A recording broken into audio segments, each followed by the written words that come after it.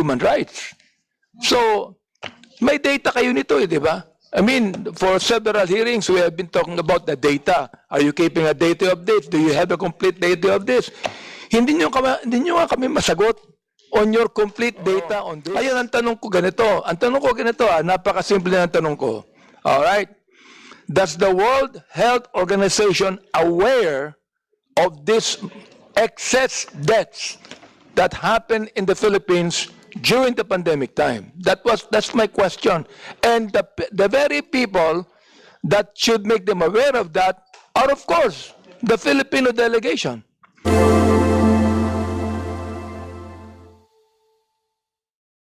Who are participants. You're not just observers. You are participants. Therefore, you have the right to speak for the Philippines. For the Philippines. Am I right? You have the right to speak for the Philippines. Am I right? Yes or no? All right. So therefore, you are not just there to make amendments. You are there to make them aware of what has happened in this country during the pandemic period.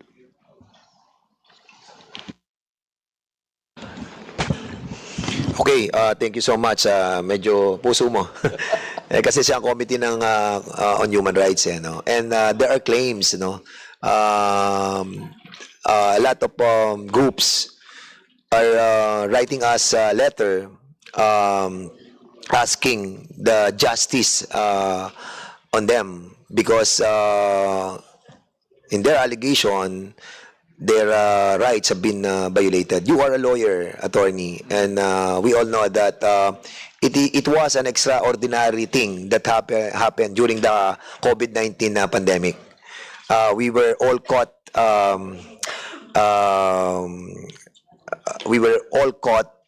surprisingly, di ba? Because hindi natin alam ano nga, Nobel nga eh. But come to think of it, yung pandemic nangyayari yan 50 years, 100 years. Ang last na nalalaman natin yung flu, di ba? Spanish flu. Oh. Tapos ngayon sasabihin nila TED, WHO, prepare for the next pandemic. Prepare for the next WHO. Prepare for the next pandemic. Prepare for the next virus. As if they are already conditioning the minds of our people in the whole world that a next pandemic is about to come. And that's the reason why the period of amendments were reduced from 18 months to 10 months and the period of ratification from 2 years to 1 year. Kasi they wanted to paikliin eh. Tapos ayan na naman, sinabi ni Biden, prepare for the next virus, di ba? And a lot of those people on the global elites are saying that ayan na, meron na. At tayo naman, na-amend na yung international health regulation, okay na yung amendment, so tapos na yun. So ngayon, ratification na ng pandemic treaty ang kanilang tinatrabaho para na sa ganun, meron ng protocol on the next pandemic. We, in the Congress, we just have to be prepared. Especially kapag yung human rights na ang nababiolate. For example, yung lockdowns, di ba? Forced vaccination. We don't want that to happen again. Okay yung mga taong gusto magpabaksin. Ay, halimbawa, pupunta ka ng mga malls, pupunta ka ng school, hindi ka bibigyan ng vaccine. We know the rights of those vaccinated. Ako, vaccinated ako. Gusto ko, syempre, lahat ng mga kasama ko, vaccinated din. But their rights to their own health is their prerogative. Problema nila yun. Hindi na natin problema yun. So, don't force our people to get vaccinated. Sana. Diba? So, the government should create a new protocol that will protect both rights of those who wanted to be vaccinated and those who do not want to be vaccinated. Not only that, Mr. Chair, I also would like to raise the issue na yung debt na ito, more than 90% of that, no? Alam ko, hindi issue to sa DOH, more than 90% of that ng mga debt na yan have been, anong tawag doon, yung cremated. Cremated to. Now, when I was talking to one hospital and one director, anong sabi niya sa akin? wala na po kaming authority dyan. It now becomes the authority of the funeral parlors. If they will cremate the death because of the COVID thing. Pero doon sa Chile, Mr. Chair, hindi naman kinikremate yung mga tao, nililibing pa rin eh. Alright, why do we have, katulad ng lockdown why should there be cremation always sa lahat ng mga pasyente? Mayaman yan o mahirap. Kinikremate yan. Wala kayong pagpipilian. It means this, that our religious convictions have even been violated. Because there are religions here like the Baptist Church that do not believe in cremation. Still, kahit na hindi na kami nanalo sa cremation, it still kinikremate ang mga tao. Is that not a human rights violation? Clearly, it is. Oh. Pero wala kami magawa doon. That's why I think, Mr. Chair, in the next hearing, we ought to invite some funeral owners here to find out why are they cremating and where did they get the rule that they should absolutely be cremated. It's under the IATF rule. Actually, kung titingnan ko, hindi ko na mabasa dito, pero yung mga guidelines that was followed by the different sectors on the COVID approach was based on the different resolution, the IATF. At sa IATF, sino ba chairman doon? During that time, si Berger, anong role ni Berger? Berger. Bergere. Ano ba role ni Bergere? You used to be the acting. Your Honor, during the IATF, Never acting siya noon, acting. initially po, she's the spokesperson. Then, when we do not have yet the Secretary of Health, she was appointed as officer in charge of the O department. sige, let's invite her on the next hearing. Ano? Hindi naman siya overacting. Saka I think, si Yusek, si Secretary Duque also. Was, Mr. Chair, sa IATF sila eh. I move that we invite the persons that have been mentioned and funeral parlors, Mr. Chair. We ought to invite them to come to shed light on this issue. Okay, so we will be, the COMSEC is hereby directed to invite those persons and also the siguro may mga association yan ng different antag din? Funeral parlors. May mga?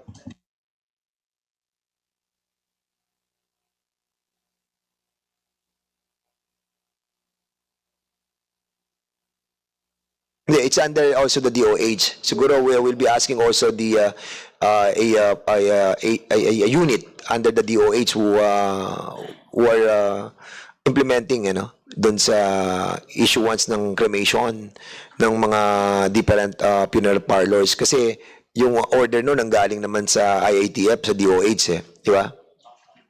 IATF ba? Initially, I think we have a guidelines po with regard to disposal of that person, especially for infectious diseases. We followed that as well, but not necessarily just cremation. There is a certain number of feet that is required and the sealing of the casket. Okay. I think we ought to invite Mr. Chair, General Valdez on this because he is the head of the IATF. Diba? General Valdez ba yun? General Valdez ba? Galvez, si General Galvez also. And also, sino pa ba yan? Sige, we will be inviting over the other personalities. Siguro, let's ask those mga victims, Sinong personality who wanted to speak on the behalf of the yung mga victims? Andito rin si Miss Godo, si Ma'am Dalmacion, You are an epidemiologist. Sige. Nabubulol na po ako I'm a sa gutom. pharmacoepidemiologist, sir, and a former chair of the Department of Pharmacology and Toxicology of the UP. Sa sa pharmacovigilance? I used to head the NADRAC, which was one Sa NADRAC is BFAD, about the ano, National Adverse Drug Reaction Committee. ito yung mga adverse effect. Opo, pero yun po BFAD pa ang tawag sa kanya. So, Ngayon dati BFAD. FDA na po. So in other words, alam niyo yung mga pumapasok doon ng mga complaints about doon sa adverse effect nung after immunization. Iba po yung program sa after immunization and the drug. Pero basically the same ang reporting, it's passive. And I found out that if you have passive reporting, the reporting is not so reliable. Wait. What are you saying? That all the report coming out from the pharmacovigilance are not reliable? Why? Sir, hindi. I take that word reliable back. Hindi siya, spontaneous po siya. Kaya there is a chance of underreporting. So in other words, there was like a 113,000 adverse effects that was recorded by the pharmacovigilance. So in other words, Hindi ko po alam kung, sir, it was established. It was established in the previous hearings that there were 113,000 adverse effects after immunization. opo. So you were saying now that hindi siya ganun ka-accurate because of what? Hindi po siya accurate in terms of the number of reports because it is spontaneous and voluntary. So, pwedeng underreported. May mga taong hindi magre-report dahil natatakot, hindi alam saan magre-report, at paano mag-report. It has to be initiated by FDA. Ay, maganda yan medyo ngayon ko lang nalaman yan because dyan nagsisimula yung mga nagko-complain sa atin ng mga victims na according to them that they have yung human rights were violated. So ang tanong sa DOH, how reliable is our pharmacovigilance is considering that you have reported to us in this committee 113,000 people who have experienced adverse reaction after no immunization. Pero yung serious doon, yung mga namatay, I think it's like 3,000 something or 6,000. So, can you kindly tell us yung sinasabi ni Miss Dalmacion? Being a part of the, part din po kayo ng dating Part po ba kayo ng DOH dati? Hindi po. Disclaimer po, ako ay member ng Board of Medicine ng PRC sa ngayon. Board of Medicine. I retired from UP already. Doktor po kayo? Opo. Ay, doktora po kayo. Sige. Anybody from DOH?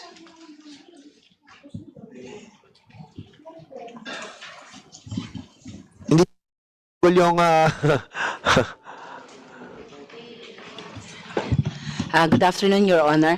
I would like to let our technical person, Mark, to explain the pharmaco of FDA now. Thank you. sino si Mark? Mark, please. Sige, please answer. Good afternoon, Mr. Chair. Good afternoon, everyone. Sorry. So for the reports of underreporting, I think during the surveillance, actually the WHO recommendation is to have at least 10 reports per 100,000 doses administered. In our data that we captured during the AFI surveillance, actually we have 62.33 reports per 100,000 doses administered. So this is an indication that our surveillance system is actually working.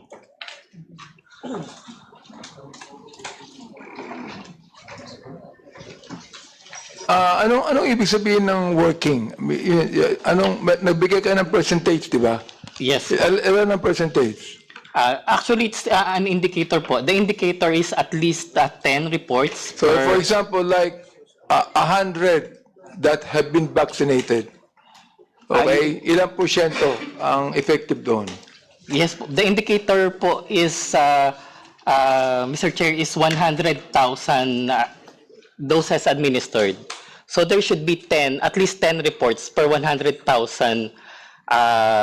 doses that is administered. Oh. And during the surveillance... Is that your standard? Ano ba yung standard nyo? Ano ba yung standard nyo na effective yung immunization na yan? Ano yung standard? Yes po, it must be at least 10. So At least 10 what? 10%? 10 reports per 100,000 doses. 10 reports per 100,000 Yes, Mr. Chair. doses. Yes. Di ba ang liit nun? But that is the indicators po. Actually, that Is that, we are using. that is only 0.0001. Is that your standard? To be able to find out It's that... actually an international- I'm still speaking. Sorry. To be able to find out that the vaccinations are successful, 0.0001. Mr. Chair, that is the indicator is coming from the international po. It's actually from the WHO. Why do we always have to follow the international thing? When magkaiba itong ating nangyayari sa Pilipinas, why don't we have our own rules? Why do we have to follow the international rule? Why don't we have our own rules? DOH kayo eh. IATF. Bakit hindi tayo? Hindi, bawal ba yun? Gusto ko lang malaman, bawal ba tayo magkaroon ng sariling rules? Bawal ba? I think, are we going to be penalized if we do not follow the international rule? Or we could be able to have our own rule? We could have, Mr. Chair, but actually the indicator that we are using is actually used by almost all of... Kahit na, don't care about if almost all it is being used. Ang pinag-uusapan natin dito, ang mga Pilipino ang namamatay. Alright. Kung ang Pilipino ang mga namamatay na ganun karami, ang pinag-uusapan excess deaths eh. Ang pinag-uusapan natin, why don't we have our own rules as far as the standard of is concerned concerning the success of the vaccination. Di ba? Tama ba ako ron? Meron ba may pagbabawal ba? Pinagbabawal ba ng World Health Organization na magkaroon tayo ng sariling rule on that? Pinagbabawal ba nila? Is the World Health Organization now is the most sovereign among countries? And therefore, kung natin susunod yung World Health Organization, walang kwentang bansa tayo? You can reply, please. Mr. Chair, it's not required naman po. It's not Yun pala mandatory. Not mandatory. Kasi Yun nga, pala eh. yun lagi kasi sila kasi recommendatory. Yan. Recommendatory, so not mandatory. Unfortunately, lahat ng dikta sa atin ng WHO, sinusunod natin talaga. Yan ang problem to the detriment of the Filipino people. Like for example, yung protocol nung lockdown, sino ba nasunod? WHO. Yung mga template ng ating IATF ng mga resolutions, it's all coming from the WHO that will be approved by the executive department. Yun ang sinasabi po namin sana ngayon. Dapat sana po, maiba na po yung protocol. Hindi na po sana katulad nung dati that we are forced to follow yung mga sinasabi ng WHO. Correct din naman si Congressman Abante that we need to have our own rules. Unless otherwise, that will be sanctioned by the WHO. And who is behind the WHO? The big states that is financing the WHO. Doon ba tayo natatakot because we will be sanctioned with the different sector. Like for example, hindi tayo pautangin o hindi ba tayo bibigyan ng mga aid, hindi tayo bibigyan ng mga donations. Those are the repercussions na nakikita natin that if ever that the different states will not follow, especially poor countries, will be sanctioned. Kaya ngayon ginagawa nila, okay, recommendatory kami. O ito, bigay nyo. O ito, gawin yung mga batas. Ito, gawin yung mga recommendation. So, tayo naman, sunod. And that's the reason why I can feel that the feelings of Congressman Abante that sana magkaroon tayo ng sariling stand natin because we have experienced that excess deaths. Sobrang kamatayan yung inabot natin. But again, this was experienced by the whole world. And we have experienced that. Pero sana wag nating gawin na naging bahagi na lang ng kasaysayan yung 300,000 taong namatay. Dapat we learn from that mistake that never again that we will allow this kind of deaths. So, Mr. Chair, bakit palagi nilang ginagamit natin yung tinatawag na stick and carrot approach? Di ba?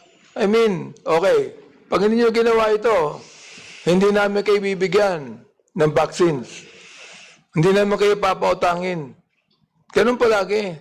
Stick and carrot approach. Don't we have any right? Ito ang question. Don't we have any right as a sovereign nation, na gumawa tayo ng sariling standard for the sake of the Filipino people? Meron ba tayong right o wala? Anybody can answer among the DOH. Who wants to answer the query pa na? Congressman, Chairman Abante. Siguro, kung wala, let's ask yung mga sino bang mga pwedeng who wants to reply. Sige, Doktora. Sir, if you, I'd like to beg the indulgence of Mark from the FDA. There is no such thing as a required sample size for reporting because it's spontaneous. Okay? Nung ginawa po namin yung rule na 10,000, 10 reports per 10,000, yun po ay sa mga drug na bagong binigyan ng certificate of registration. Bagong drugs po yun. So part of pharmacovigilance... Doktora, yung pang inyong sinasabi, medyo in-advisean yung DOH dyan? Hindi po ako taga-DOH. Hindi po rin ako alam ko tinanong. po, as a private person that knows very well the situation bilang doktor, siguro pwede po kayo mag-advise sa DOH tungkol dyan. Gumawa ba kayo ng paraan para sabihin sa DOH, no, ito, mali ito. Why don't you do something about this? Actually, sir, naging resource speaker din ako noon sa emergency use authorization. Pero nagulat po ako sa sagot ni Mark. Kasi maybe WHO expects 10 reports per 100,000 of doses. Kasi po, iba yung 10 out of 10 reports of 10,000. Nire-require po namin yun pag ang drug, merong preclinical trial. Meron siyang data na nakikita sa hayop at sa phase 1 and phase 2 na may side effect na ganito ka-frequent. And you need 10 times the So, denominator. in other words, yung mga vaccine natin, hindi sila dumaan sa pre-trial? Kasi po hindi sila abbreviated ang trial ng vaccine natin. How many COVID. stages yung pre-trial bago yung iturok sa tao? Medyo mabilis po siya because usually Hindi, kasi yung pag last vaccine, natin, 10 years po ang vaccine development. Ito 10 months lang. Yun na nga eh. So, hindi ko po alam kung Yun nga ano. sabi natin sa DOH. We have to be careful again with the vaccine that will be vaccinated to our people in the next, quote, na pandemic. Kasi yan ang pinaprepare na nila eh. Pandemic eh. So, vaccine na naman. Tuturukan naman tayo. So, that have to undergo a series of tests that is required by the regulatory agency po. by the regulatory FDA. agency. Opo. Kasi nga nangyayari, dahil napabilis yung ating vaccine nung nakaraang pandemic, so tinanggap na lang natin na ito ay safe and effective. While our law that was approved by the Congress, sinasabi, kailangan safe and effective siya. Pero hindi tayo dumaan doon sa clinical testing that is required by the regulating agency. Ang dinaanan po natin is efficacy trial. Yeah, kaya Kasi ang efficacy safety trial po, is not construed as a series of phase of checking to the animals and to the hindi ganon. abbreviated din ang sa basa ko po on my readings, maiikli yung mga phases. So Yun, in fact, DOH. walang toxicologic study, walang reproductive study, walang mutagenicity study. So DOH, you have to be sa susunod po I hope na kapag nag-announce na naman, kasi dito sa IHR, sinabi dito, once na sinabi ni Tedros na may pandemic, yun na yun, magkakaroon na po tayo ng nakalagay dito sa, I forgot the pero kababasa ko lang kanina doon sa International Health Regulation. Mr. Chair, Yes. pwede po kaming sumali. Opo. Kasi kanina pa kami nakikinig dito eh. Congressman Akop, you have the floor right now. Go ahead. Kasi meron pang... Thank you, Mr. Chair. Kasi may deliverables tayo in the last hearing eh. Now, have we is Director Ferdinand Salcedo of the Bureau of Quarantine present today? Ayan, andyan siya. Chairman, ako, if you can ask him a question, andyan po siya. Hindi. Kinukuha ko lang yung kwan.